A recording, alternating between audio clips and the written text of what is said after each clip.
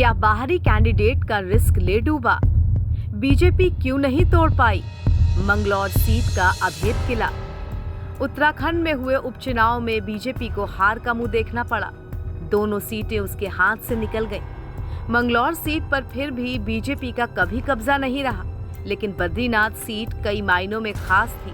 चुनाव प्रचार में भी पूरी ताकत झोंकी गई थी, लेकिन इसके बावजूद बद्रीनाथ और मंगलौर, उत्तराखंड की ये दोनों विधानसभा सीटें बीजेपी के हाथ से फिसल गईं। बद्रीनाथ और मंगलौर का चुनावी समर बीजेपी के विजय रथ की कड़ी परीक्षा थी, जिसमें उसे हार मिली है। मंगलौर सीट पर बीजेपी ने करतार सिंह भड़ाना को मैदान में उतारा था, लेकिन भड़ाना कांग्रेस प्रत्याशी काजी मोहम्मद निजामुद्दीन से मात खा गए। अब हार के बाद मंथनों का दौर जारी है कि आखिर दोनों सीटें बीजेपी के हाथ से कैसे निकल गईं।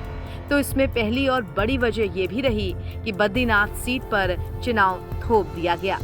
मंगलौर सीट पर बसपा विधायक के निधन के बाद उपचुनाव कराया जाना था, लेकिन बद्रीनाथ में तो परिस्थितियां जबरन पैदा कर दी गईं। लोकसभा चुनाव से ठीक पहले कांग्रेस विधायक राजेंद्र भंडारी बीजेपी में शामिल हो गए।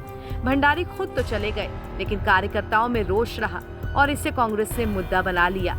नतीजा बीजेपी की हार और कांग्रेस की जीत। वहीं मंगलौर विधानसभा सीट पर कांग्रेस को जातीय समीकरणों का भी फायदा मिल गया।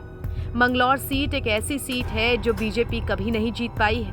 अल्पसंख्यक बाहुल्य इस सीट पर एक बार हाजी तो एक बार काजी जीते हैं। हालांकि बीजेपी ने करतार सिंह भड़ाना को टिकट देकर कुछ हद तक गुर्जर वोट्स को अपने पक्ष में किया। अल्पसंख्यक वोट बसपा और कांग्रेस में बटा जरूर, लेकिन इस बार जीत काजी की हो गई। वहीं इस हार का सबसे बड़ा कारण बाहरी कैंडिडेट वाला मुद्दा भी रहा। हरियाणा के फरीदाबाद से सीधे उत्तराखंड के मंगलौर पहुंचे करतार सिंह भड़ाना हार गए। उपचुनाव में बाहरी होने का ठप्पा उन पर भारी पड़ गया। स्थानीय लोगों का यही कहना था कि वो अपनी समस्याओं को लेकर बाहरी कैंडिडेट को कहां ढूंढते फिरेंगे। मंगलौर सीट जो बसपा विधायक सबरत करीम अंसारी के निधन के बाद खाली हुई थी, उस सीट पर कांग्रेस ने काजी निजामुद्दीन को उतारा था और उन्होंने कड़े मुकाबले में करतार सिंह भड़ाना को हराया।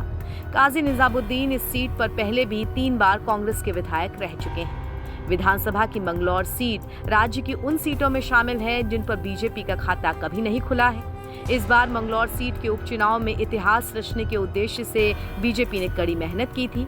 लोकसभा चुनाव के नतीजों को देख करके भी लगा था कि उनका कुछ असर विधानसभा सीटों पर आएगा, लेकिन ऐसा हो नहीं सका।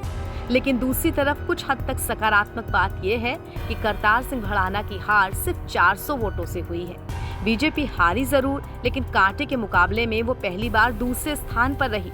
यानी हार अवश्य मिली, लेकिन भविष्य के लिए बीजेपी ने अपनी राजनीतिक भूमि तैयार कर ली। एनबीटी ऑनलाइन की रिपोर्ट।